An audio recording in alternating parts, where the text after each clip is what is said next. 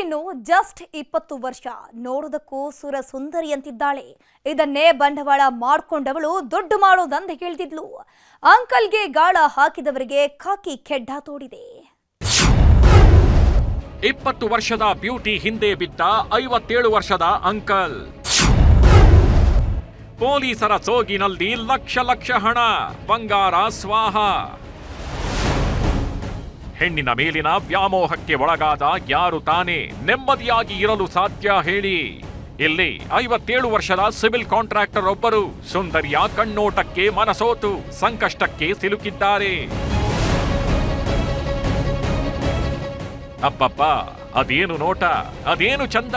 ಯಾರನ್ನೇ ಆದ್ರೂ ಮನವೊಲಿಸಿ ಬಲೆಗೆ ಹಾಕಿಕೊಳ್ತೀನಿ ಅನ್ನೋ ಮದನಾರಿ ಇವಳು. ತನ್ನ ಸೌಂದರ್ಯವನ್ನೇ ಬಂಡವಾಳ ಮಾಡಿಕೊಂಡ ಈಕೆ ಹನಿ ಟ್ರ್ಯಾಪ್ ಮೂಲಕ ಆಸ್ತಿ ಮಾಡೋ ಆಸೆಗೆ ಬಿದ್ದು ಕೋಳ ಹಾಕಿಸಿಕೊಳ್ಳೋಕೆ ಸಜ್ಜಾಗಿದ್ದಾಳೆ.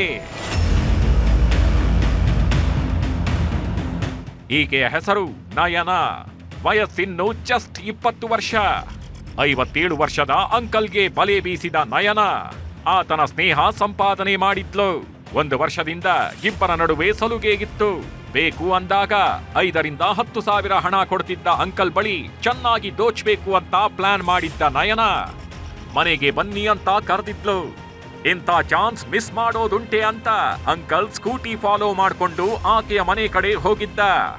ಇವ್ರದೊಂದು ಟೀಮ್ ಇರುತ್ತೆ. ಟೀಮ್ ಬಂದು ಅವ್ರನ್ನ ಹಿಡ್ಕೊಂಡು ಏನು ಕಂಪ್ಲೇಂಟ್ ಇದ್ದಾರೆ ಅವ್ರನ್ನ ಹಿಡ್ಕೊಂಡು ಅವ್ರ ಹತ್ರ ಒಂದು 27,000 ಪ್ಲಸ್ ಇನ್ನೊಂದು 8,000 ಜಿಪೇ ಮಾಡಿಸಿ ಅದನ್ನ ಅವ್ರಿಗೆ ಬ್ಲಾಕ್ ಮೇಲ್ ಮಾಡಿರ್ತಾರೆ. ಡಿಸೆಂಬರ್ 9ರಂದು ಬೆಂಗಳೂರಿನ ಬ್ಯಾಡರಹಳ್ಳಿ ಸಮೀಪ ಮನೆಯೊಂದಕ್ಕೆ ಎಂಟ್ರಿ ಕೊಟ್ಟು ಒಳಗಡೆ ಕೂತಿದ್ದ. ಅಷ್ಟರಲ್ಲೇ ಅಲ್ಲಿಗೆ ಬಂದ ನಯನ ಟೀಮ್, ನಾವು ಪೊಲೀಸರು, ಈ ಮನೆಯಲ್ಲಿ ವ್ಯಭಿಚಾರ ಮಾಡ್ತಿದ್ದೀರಾ ಅಂತ ಹೆದರಿಸಿದ್ರು. ಬಟ್ಟೆ ಬಿಚ್ಚಿಸಿ ಹಲ್ಲೆ ಮಾಡಿ ಫೋಟೋ ಕೂಡ ತೆಗೆದುಕೊಂಡ್ರು.